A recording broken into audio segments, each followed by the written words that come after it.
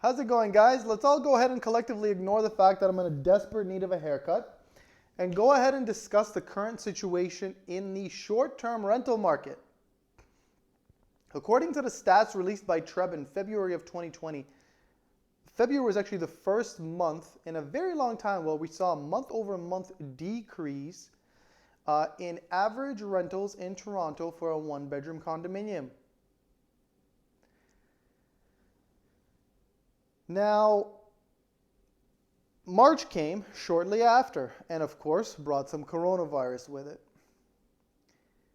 Trump had to go ahead and close all borders. Trudeau obviously followed suit. As a result, one of the hardest hit industries is tourism and hospitality. When you think tourism, you think CN Tower, Ripley's Aquarium, you think hotels, and of course, Airbnbs. According to the latest estimate by LPAT, there are approximately 20,000 short-term rentals in the GTA. Now, by the nature of Airbnbs being contradictory to the condo rules and bylaws, it's safe to assume that that estimate is somewhat conservative. I actually think that the true count is higher for short-term rentals in a GTA. Now, as of April 4th, under the Emergency Management and Civil Protection Act, Ontario banned all Airbnbs. Now, there's a couple of loopholes for apparently individuals who require housing, but the main takeaway is that the government is discouraging Airbnbs. Not that they needed any discouraging, because they were already being decimated. Doesn't take a genius to realize that there is very little interest in short-term rentals. If you check any forums or blogs, you can easily tell that hosts are absolutely being destroyed. Now, what I've done is I've taken a look at 3 landmark addresses in Toronto, condominium corporations that truly allow short-term rentals. So that's going to be 300 Front by Tridel and Ice Condos, 12 and 14 York Street. And in my opinion, the situation in these buildings is very indicative of the Toronto rental market this year.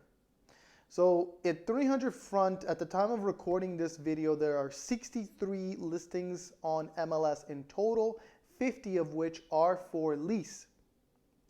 If you look at 12 and 14 York Street, the situation is not any better. There are approximately 140 listings on MLS, 120 of which are leases.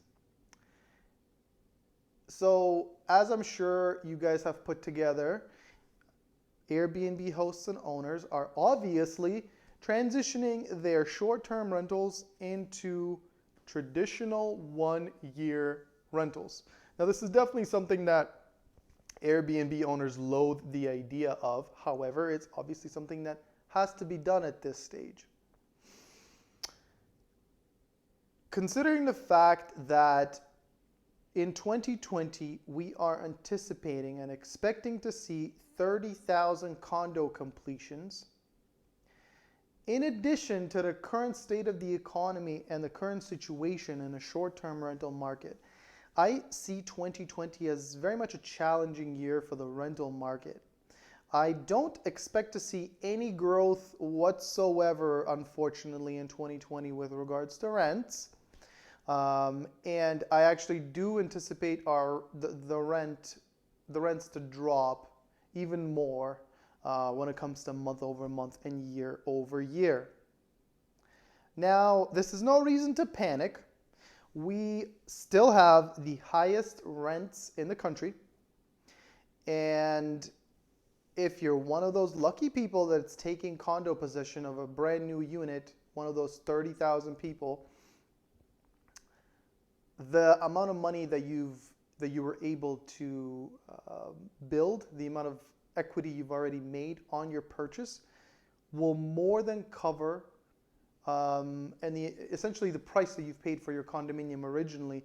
Even these softer rents will more than cover your mortgage payments and all your expenses, and most likely will actually bring you positive cash flow as well.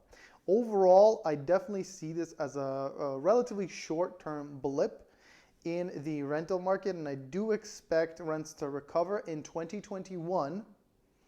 And for now, tenants rejoice.